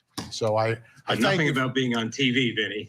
Yeah, That's for nothing sure. about being on TV, but a lot about the law and how to try a case and just how to make my way around the prosecutor's office. All right, let me start with you, Rick King. You're down in Florida. Don't criminal defendants have to at some point show their face in a courtroom if you've been charged with all these counts of sex abuse and child pornography and murder and you're facing a death penalty? Don't you have to actually go to the courtroom at some point? At some point. But one of the first things that at least I do, and many of the defense lawyers that I know, one of the first things we do, especially in a case where it's a high-profile defendant or a high-profile type of case, we file what's called as a waiver of appearance. So it's not done individually. It's done at the very beginning of the case to allow for these status hearing type hearings or things that don't involve client input, where you can have these hearings without having the client transported each and every time, because that takes time and effort from the sheriff's office. And in this way, when it doesn't need to be there and it's just going to be where we're discussing dates or times or trying to arrange for more substantive hearings or motions, that's when the client will have to be there. But for these typical status type things, we file that in the beginning and the client will almost never appear at those. All right, Ken, walk us through what this sex abuse trial is going to look like for the prosecution in trying to prove this case. Is it just a matter of, like, who do you get to testify about the images? Does the jury have to look at all the images? And does the defendant get to look at the images because he kept them for some reason? He's been charged with these crimes. How does that work? How does that play out inside of a public courtroom when you're dealing with images of a child? Well, as far as witnesses, Vinny, the investigators are going to be called who conducted the forensic analysis of the different media storage devices or device that the defendant was using. So that's going to be your witness. And yes, the question you get into is a very good one when it comes to things like child pornography. Obviously a very sensitive subject, but it is illegal to possess it. So you're talking about something that you're going to be showing the jurors, showing in court, that is actually legal. So you will probably most definitely have a pretrial hearing about this. The judge will enter some sort of an order about how exactly it's going to be. Yeah, I can't imagine that I don't know how they're going to do that. I don't know how that would work. Like, how is that going to be shown as evident? I don't know. Presented. It's not the kind of thing like crime scene photos that you're going to project up onto a screen or things like that. It's going to be done in a very confidential and private way. And you make a good point also about the defendant. Yes, he did collect these for some sort of reason, but this is the evidence against him. He is going to get to see it under some circumstances, but it's going to be under some kind of a protective order. It's not going to go back to the jail with him like all the other discovery and police reports that he's probably going to have access to during the trial. You know, Rick King, if I recently sat on a jury. It wasn't a criminal case, but it was a significant case for the people involved. If I'm on the jury and these images are now being displayed some way to me, but also to the defendant, I am not just going to look at the image myself. I'm going to look at the defendant to gauge his reaction to looking at these things. Oh my God, I can't imagine that. Do you think he's going to look at those images when they're presented? He should not be allowed to. He should not be allowed to look at those. No. Or do you think, you know, because he doesn't have to look at them, but we know what he's charged with. And we know kind of what those people do it for. They do it for this. I mean, the rest of his life is in front of him. He may never have an opportunity to see an image like this again. What do you think is going to happen?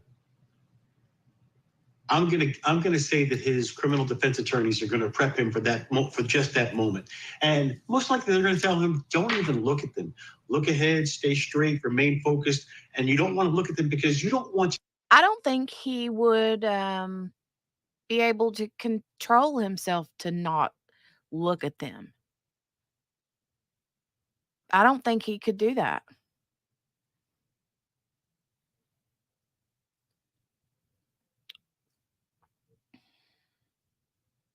I don't think he could do that. To give them some sort of reaction that you might have, or speaking for the client, you don't want your client to give a reaction, something that they may interpret, even if he doesn't mean it the way that it comes off. if it's the jury's interpretation and what you want to do in anything, you don't want to show reaction. You don't want to show any type of react. Prep them to not do any of those things. And I want to get to when this trial date is going to be. I mean, I thought that they said it was going to be October the 14th, but of these type of items that he can take advantage of. But you make a great point. When the facts are stacking up in the manner they appear to be in this case, it's going to be a tough road. Okay. Well, we're going to talk about one approach that Stephan Sterns may take, because remember, this is a case involving a potential death penalty for the murder. Does he have a bargaining chip? We'll talk about that next. yes, Lee, I am. Yes, yes, yes. One of the most successful true crime TV. I am. Look at this. Look at this. I'm the person she goes to when her mom gets in a fight with her and she needs someone to comfort her. Comfort? That's the word you choose to use. That's what we're calling it. Like her strong bond. Sick. We have a very strong bond. But, I'm the person she goes to when her mom gets in a fight with her and she needs someone to comfort her. And like I'm that person for her. This girl knows nothing but love here in this house. Oh my That's not God. love. At least not the way these images of what he was doing to Madeline Soto. Love in this house. He is one twisted outfit. Hi, True Crime for You. Hi and welcome. The second car is a Nissan. We talked earlier about it in the live stream a while ago about it being Jenn Soto's. However, we haven't determined who was driving that second car, but that second car went back to the property where Stephan dumped Sweet Maddie's remains. So, we all know he drove that silver car, his car, with Maddie's body in it. And then he gets the flat tire, yada, yada, yada, comes back home. They, call the cops, do all the things. And then at 3 o'clock, then 3 to 4 o'clock the next that night and morning, after they've talked to the cops and everything, he apparently dips out and goes all the way back over there again and spends 10 to 15 minutes there and at that property where she's at. But he's driven Jenn's Nissan there, or I think the big question, the elephant question in the room is, was Jenn with him? That's what I think a lot of people want to know. Or was he by himself? And what did he do there? Why did he go? So this is crazy. I just found you just now. I will go back to the beginning. New sub here. Thank you. Awesome. Yay. Thank you. Nice to meet you. Welcome, welcome, welcome. We're going to be ending soon. But let's finish this out. Have been described as being by authorities. Obviously, you and I are never going to see those images. We will only hear descriptions of these images. Yes. Stephan Sterns. So we haven't seen him in a courtroom, but we have seen him in other places throughout the course of this investigation and where we are now in the arrest. So let's take a look at Stephan Sterns what he has said, what he's looked like, and how he's reacted to different circumstances. Involved in this, but here's what he did. Somebody's got to come forward and talk. And when they do, that person will get the benefit of the doubt. Well, Ken, let me look at it this way, because I look at this two ways. Because the mother is saying, we all know, okay? Meaning that it's knowledge that his family has connected to Jenn Soto's potential role in something that was happening in that house. Do you want to talk to him, the defendant, about it and give him a deal? Or is there a way that you can compel his family to give up what they may or may not know here? Well, Vinny, I suppose the family could be anxious to talk about it, and it's obviously worth a try. Okay, Lee, I'll check it out. I'll check it out here momentarily. Momentarily. Whether that information will be valuable or accurate or not, or whether it's just self-serving for him, is a whole nother story. But as came up in your last segment, no one really knows right now where Jennifer Soto stands in this whole thing. Perhaps she's a cooperating witness with the state. Perhaps she's totally not cooperating at all because she has something to hide. So that is a very key unknown in this case. Can you, though? Is there any way, Rick, that they could be compelled to give a statement under oath? The state attorney in Florida has subpoena power where they can bring you in and they can grant you a limited type of immunity, that immunity that says, we're not going to use this. See, this is where I get worried. This is where I start, this immunity is where I start getting worried about Jenn getting some kind of deal like Kayla Montgomery. No. It's what you say in our case in chief against you. But if we were able to develop it on the outside, then we can do that. But they can compel you to come in and talk here. Could you imagine if mom gets brought in? Not Jenn Soto mom, but Stephan Sterns' mother, who has information about what's going in there. Ken, is negotiating with this guy, knowing what he's been accused of doing, do you think the state attorney would even want to do that? Is that a bad look to negotiate and give any sort of deal to a guy who's accused of doing what he's been accused of? Even if that face, I just want to poke him right in the eyeballs. If it does lead to information against the mom? Well, I don't think it's necessarily a bad look, but the prosecuting attorney is going to want some kind of a proffer from either his attorneys or from whoever this witness is about exactly what he would be divulging. And again, it could just be self-serving hearsay or suppositions or things of that nature. I think the prosecuting attorney would. Watch his creepy eyes, man. Watch his creepy eyes. Look at this. Either his attorneys or from whoever this witness is about exactly what he would be divulging. And again, it could just be self-serving hearsay or suppositions or things of that nature.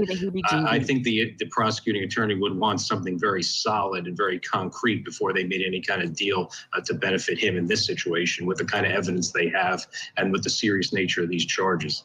And what somebody's going to come forward because Stephan Sterns doesn't want to go. He doesn't want the death penalty. He doesn't want to die for this, and he's going to come forward.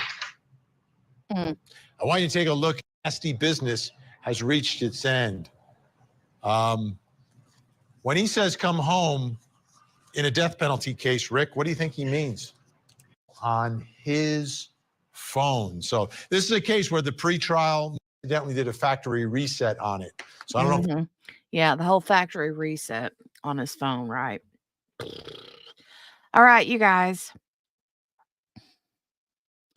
So, so many details.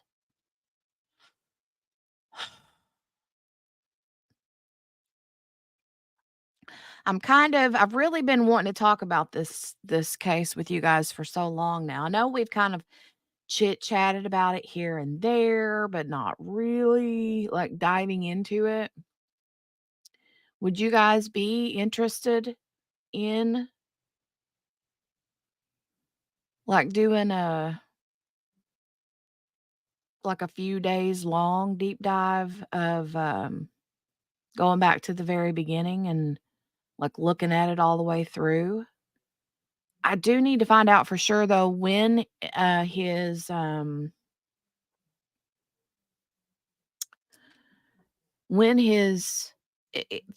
like for sure if the trial has been delayed. QB is usually really good about keeping things organized. Let me double check. Mm.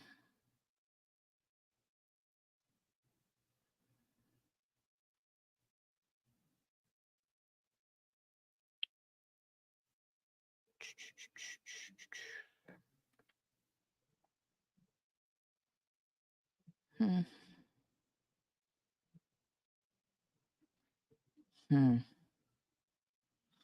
I thought that she sent something the other day, but now I don't know. I remember there being a link to. Mm.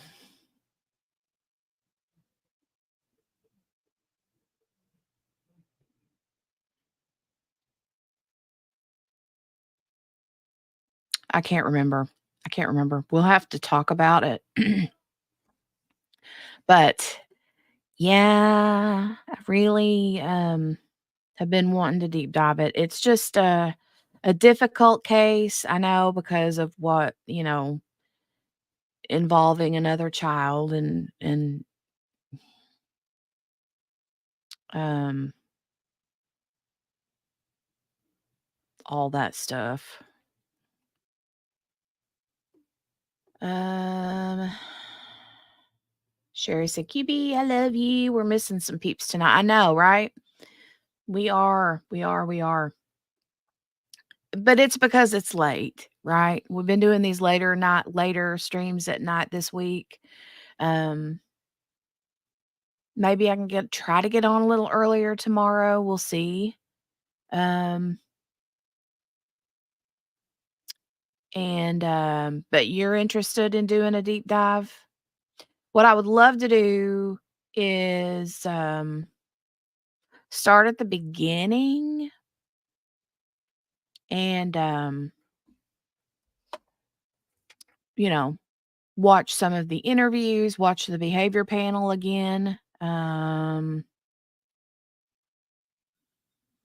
watch the body cam footage, check out some of the documents. Yeah, I would really like to do that. I think that would be really cool. You need another pair of glasses on my glasses. Well, hold on a second. I'll give you guys I'll give you a visual here. Because I know you guys have missed this look. Hold on a minute.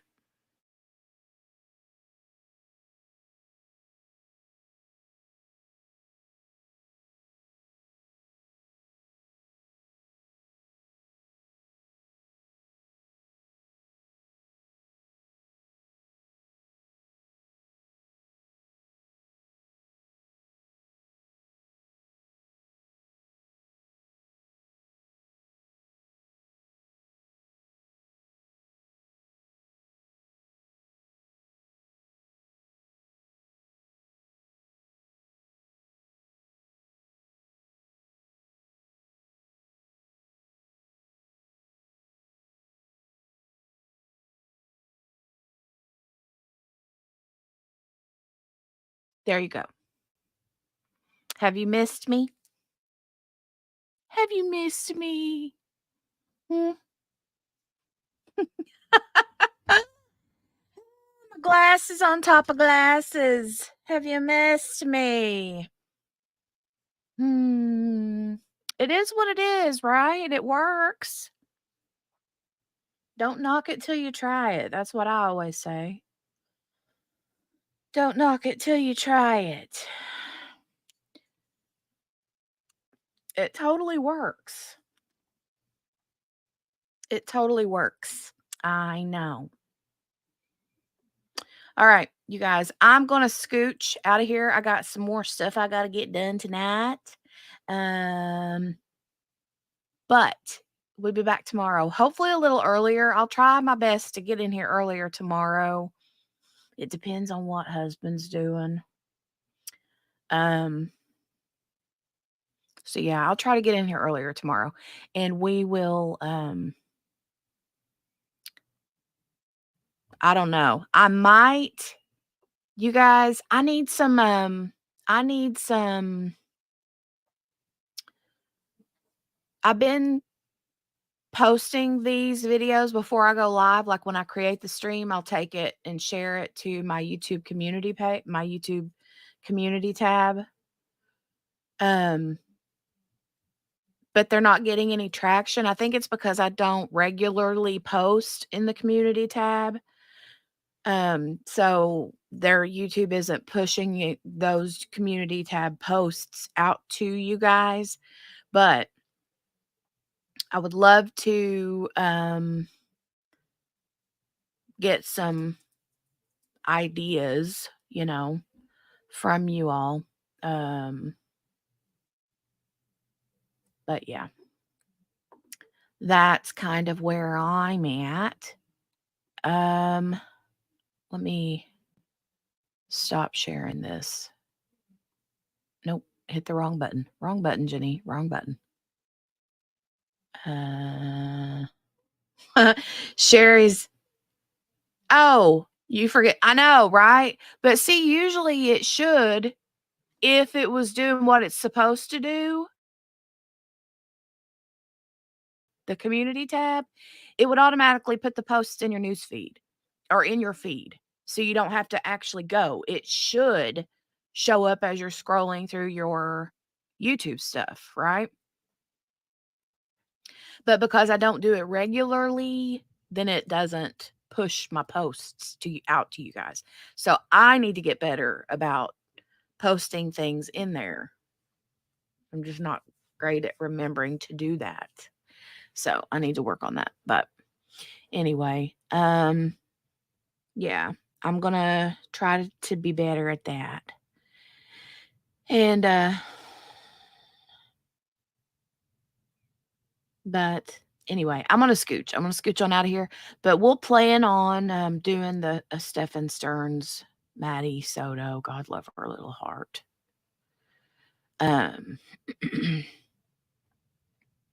Dive. And Steph had mentioned something the other day about updating on some of the other cases before starting new ones. But the thing is there's no update. I mean, I'm not getting any updates. There's nothing new on a lot of the things that we've talked about, I mean, there's been some more back and forth documents with Delphi, but nothing